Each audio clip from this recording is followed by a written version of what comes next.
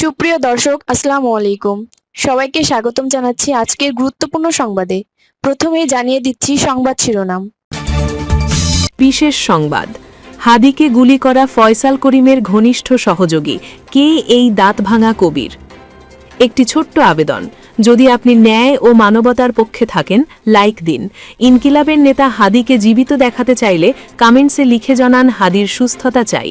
আর subscribe করুন আমাদের চ্যানেলটি, কারণ আমরা বলি সেই কথা যা অনেক মিডিয়া আড়াল করে।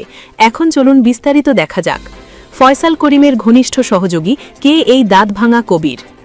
ঢাকা ৮ আসনের সম্ভাব্য স্বতন্ত্র প্রার্থী ও ইনকিলাব মঞ্চের মুখপাত্র শরীফ ওসমান হাদিকে গুলির পর হত্যাচেষ্টা মামলায় প্রধান অভিযুক্ত ফয়সাল করিম মাসুদের ঘনিষ্ঠ সহযোগী কবির ওরফে দাঁতভাঙা কবিরকে নারায়ণগঞ্জ থেকে গ্রেফতার করেছে র্যাব।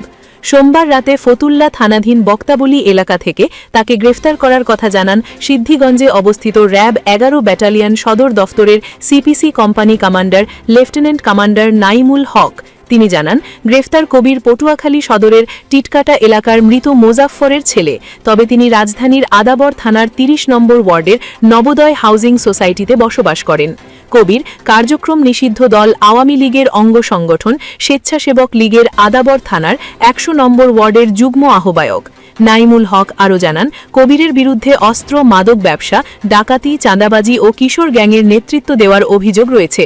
তার বিরুদ্ধে কয়টি মামলা রয়েছে সে বিষয়ে খতিয়ে দেখা হচ্ছে বলেও জানান র্যাবের এই কর্মকর্তা।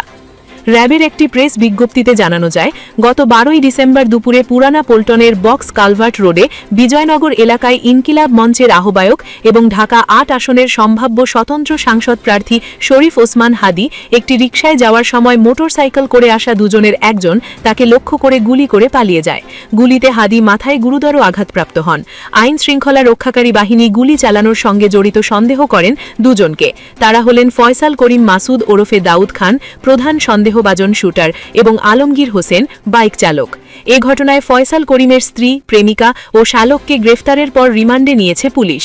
সোমবার হাদিকে উন্নত চিকিৎসার জন্য সিঙ্গাপুরে নেওয়া হয়েছে।